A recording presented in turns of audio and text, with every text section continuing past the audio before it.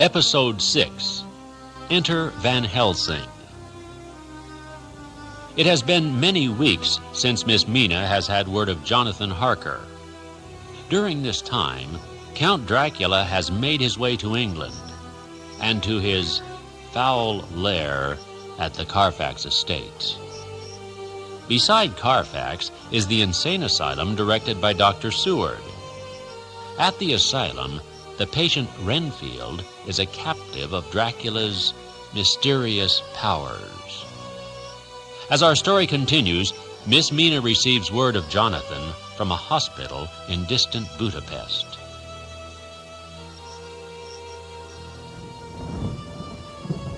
Letter from Sister Agatha, Missionary Hospital of St. Joseph and St. Mary, Budapest, to Miss Wilhelmina Murray. 12 August. Dear Madam, I write by desire of Mr. Jonathan Harker, who is himself not strong enough to write. He has been under our care for nearly 6 weeks, suffering from a violent brain fever.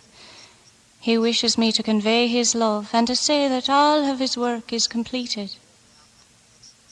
He has had some fearful shock, so says our doctor, and in his delirium his ravings have been dreadful, of wolves and poison and blood, of ghosts and demons.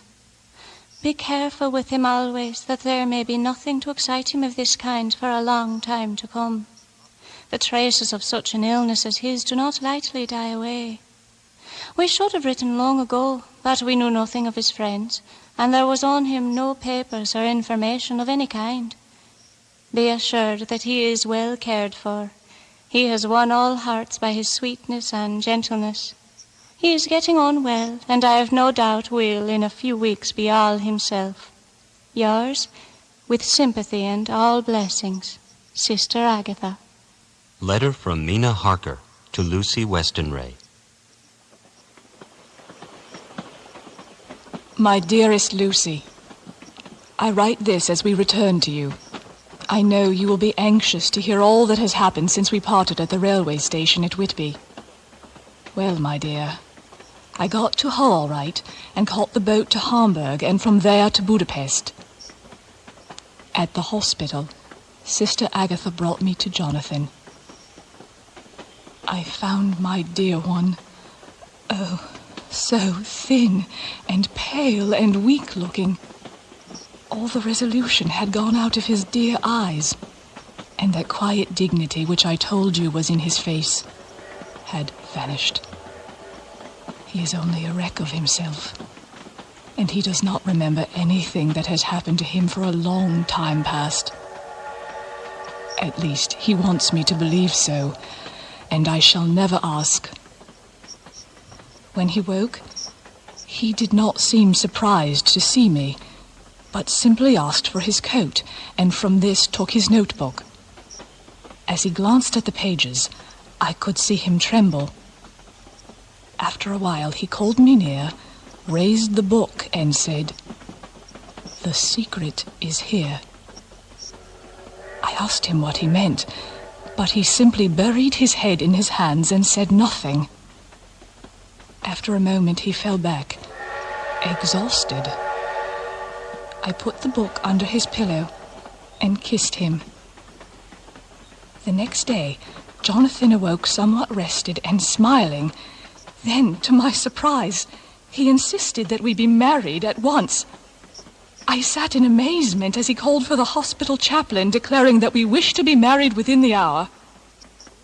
This journey has brought great sorrow and great joy. Goodbye for now, my dear Lucy. I shall post this at once, and perhaps write very soon again. Your ever-loving Mina Harker.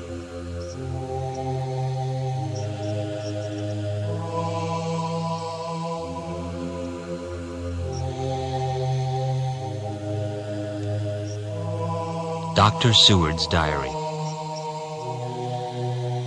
20 August. The case of Renfield grows even more interesting. Earlier this evening, the attendant came to tell me that Renfield was acting a bit strange, so I went down at once to have a look at him. He was still in the strait-waistcoat and in the padded room, but the suffused look had gone from his face, and his eyes had something of their old pleading, I might almost say, cringing softness. I was satisfied with his present condition and directed him to be released from the straitjacket. The attendants hesitated, and Renfield had humor enough to see their distrust, for coming close to me, he said in a whisper, all the while looking furtively at them, "They think I could hurt you. Fancy me hurting you, the fools. You and I, we have mutual interests, eh, Doctor?" "I miss your meaning, Mr. Renfield." "Yes, well, you would, wouldn't you?" "I do not know that we have much in common. Perhaps you would be so kind as to enlighten me." "I do not wish to speak of it tonight. I have other interests to attend to." Very well. Speaking of your other interests, a stray tomcat seems to have adopted the asylum as his new home. I thought perhaps you might like to keep him as a pet. For me? That is correct. You mock me, Doctor. I don't take any stock in cats. I have more to think of now, and I can wait. I can wait. After a while, I left him. The attendant tells me that he was quiet until just before dawn, and that he began to get uneasy, and at length violent, until at last he fell into a paroxysm which exhausted him so that he swooned into a sort of coma. 3 nights has the same thing happened. Violent all day, then quiet from moonrise to sunrise. I wish I could get some clue to the cause. It would almost seem as if there was some influence which came and went. A plan. We shall tonight play sane wits against mad ones. He escaped before without our help. Tonight he shall escape with it. We shall give him a chance and have the men ready to follow in case they are required.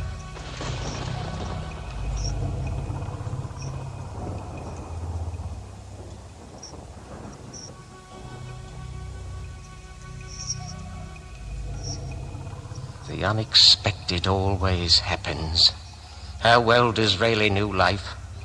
Our bird, when he found the cage open, would not fly, so all our subtle arrangements were for naught. But then, the moment we had rested our guard, he once again made his escape to the grounds of the deserted house at Carfax, and we found him in the same place, pressed against the old chapel door.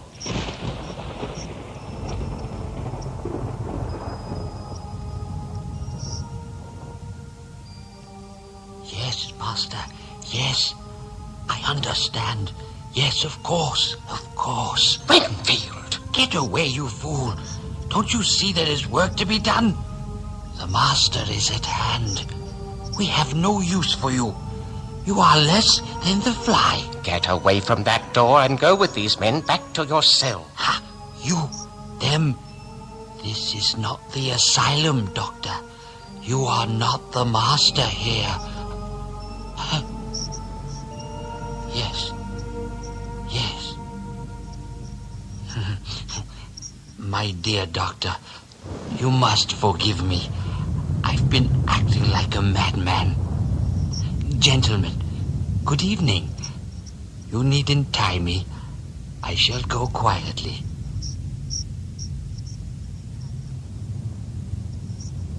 Letter. Arthur Holmwood to Dr. John Seward. John, I want you to do me a favor. Lucy is ill. That is, she has no special disease, but she looks awful and is getting worse every day. I am sure that there is something preying on my dear girl's mind. I am almost distracted when I think of her. I told her I should ask you to see her, and though she demurred at first, she finally consented. You are to attend lunch at the Westonray home tomorrow, 2:00, so as not to arouse any suspicion in Mrs. Westonray, and after lunch, Lucy will take an opportunity of being alone with you. I shall come in for tea, and we can go away together. I am filled with anxiety and want to consult with you alone as soon as I can after you have seen her. Do not fail. Arthur.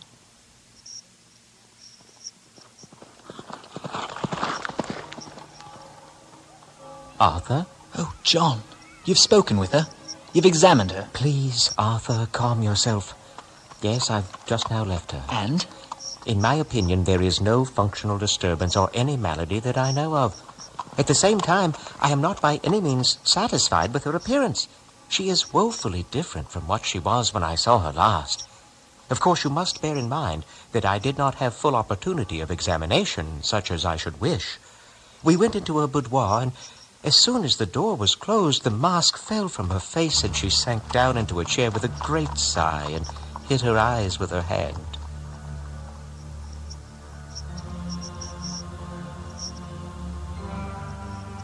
Oh, John, I loathe talking about myself. You see, I am your friend, but I am also a doctor, and a doctor's confidence is sacred. I cannot breathe. Cannot breathe? It feels as if hands are gripping my throat. I cannot rest. But your mother comments that you fall into a deep sleep from which you will not be roused. Yes, but I do not rest. I have terrible dreams which frighten me, and yet I cannot remember them in the least. John, this is terrible. You must help her.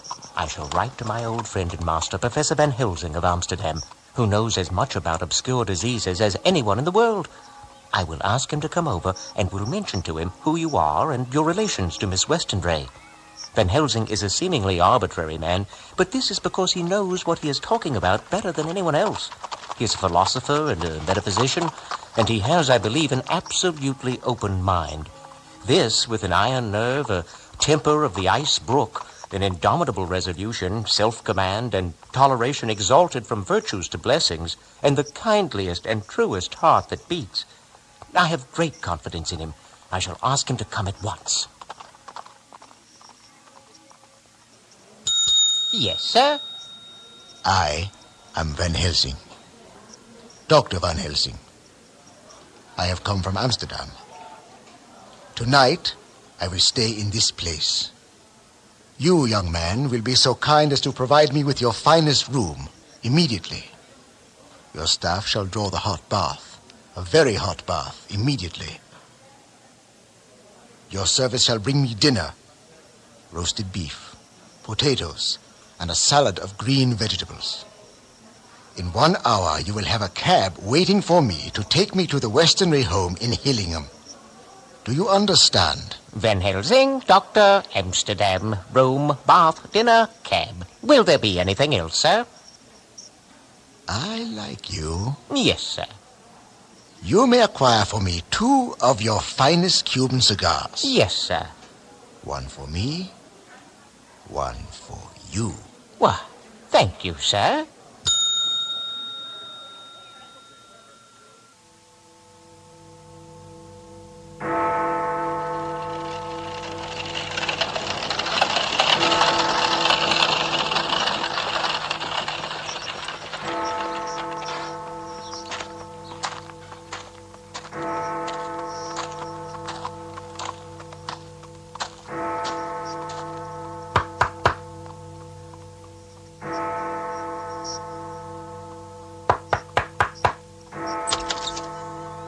Hello, John. Dr. Van Helsing, how good to see you. And you as well, my friend. Come, take us out of this night air and tell me why I am here.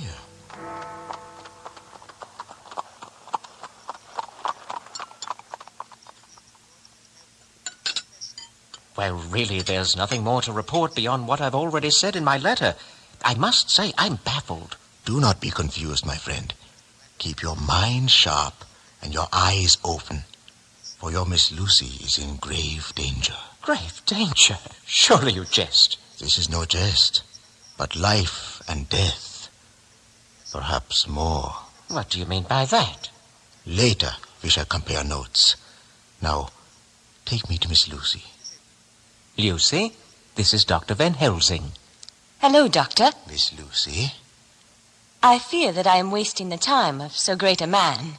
Lucy, don't say such things. My dear young miss, I have the so great pleasure to visit with you because you are so much beloved. They told me you were down in the spirit and that you were of a ghastly pale. But you and I shall show them how wrong they are. How can John Seward know anything of young ladies? He has his madmans to play with and to bring them back to happiness and to those that love them. But the young ladies, he has no wife nor daughter, and the young do not tell themselves to the young, but rather to the old like me, who have known so many sorrows and the causes of them. So, my dear, we will send him away to the garden, whilst you and I have a little talk, all to ourselves.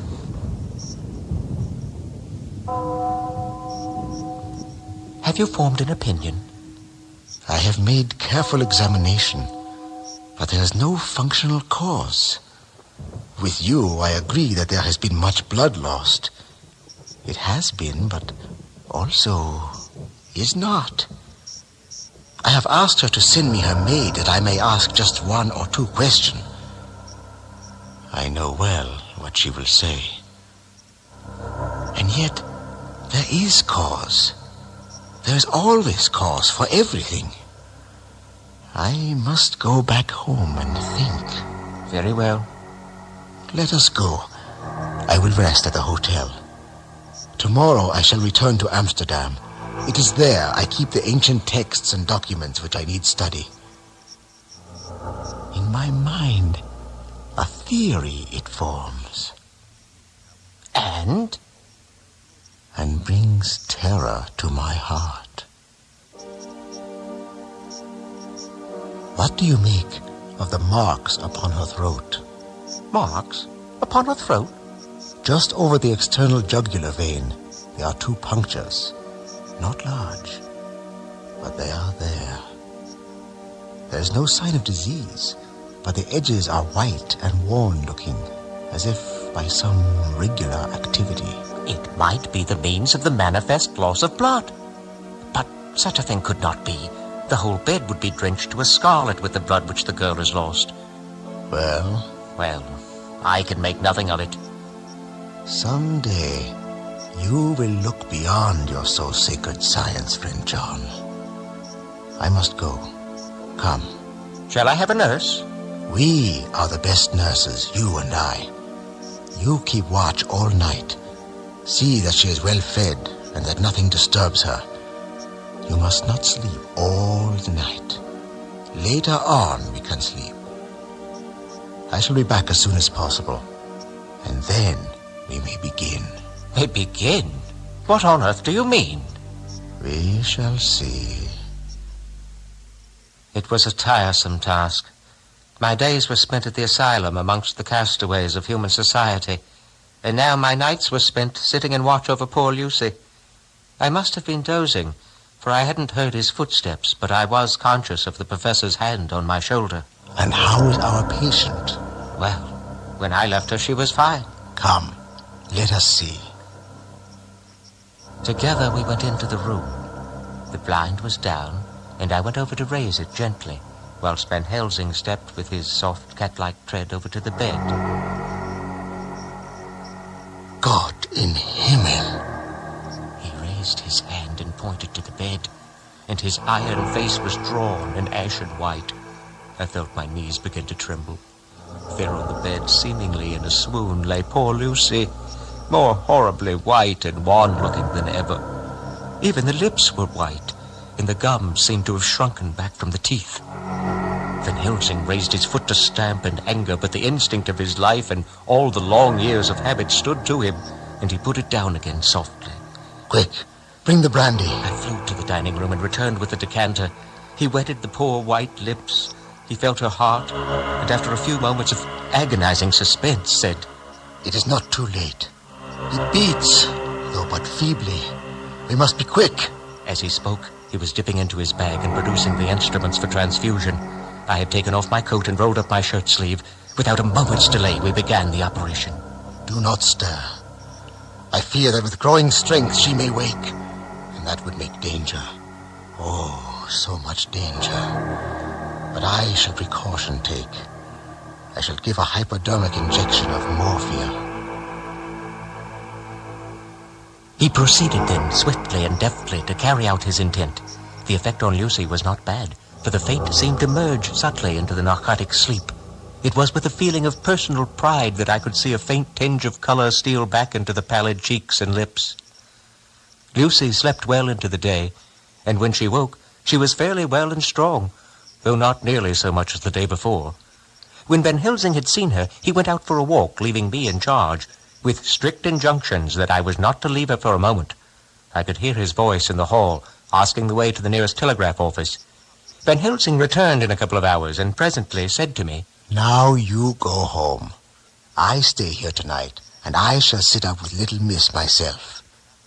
You and I must watch the case, and she must have none other to know." The next afternoon, I went over to Hillingham and found Van Helsing in excellent spirits, and Lucy much better. Shortly after I had arrived, a big parcel from abroad came for the professor. He opened it with much impressment, assumed, of course, and showed a great bundle of white flowers. "These are for you, Miss Lucy." For me? Oh, Dr. Van Helsing. "Yes, my dear, but not for you to play with. These are medicines. See, I put him in your window. I make pretty wreath and hang him round your neck so that you sleep well. Oh, yes, they, like the lotus flower, make your trouble forgotten." Oh, Professor, I believe you're only putting up a joke on me. Why, these flowers are only common garlic. I never jest. There is grim purpose in all I do, and I warn you that you do not thwart me. Take care, for the sake of others, if not for your own.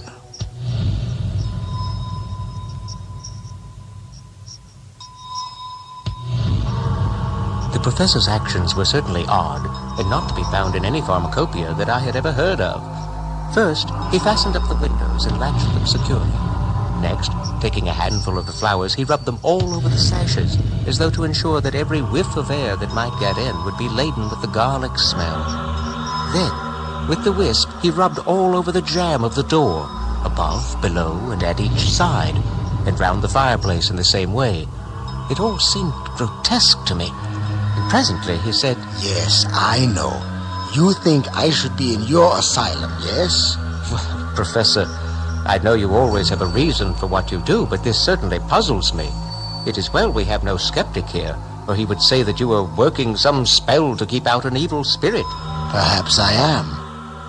You see, I make the wreath which Miss Lucy is to wear round her neck." We then waited whilst Lucy prepared herself for the night, and when she was in bed, Van Helsing came and fixed the wreath of garlic round her neck. "Take care you do not disturb it, and even if the room feel close, do not tonight open the window or the door." I promise. And thank you both for all your kindness to me. Oh, what have I done to be blessed with such friends? Tonight, you may sleep, child. Good night, Lucy. Good night.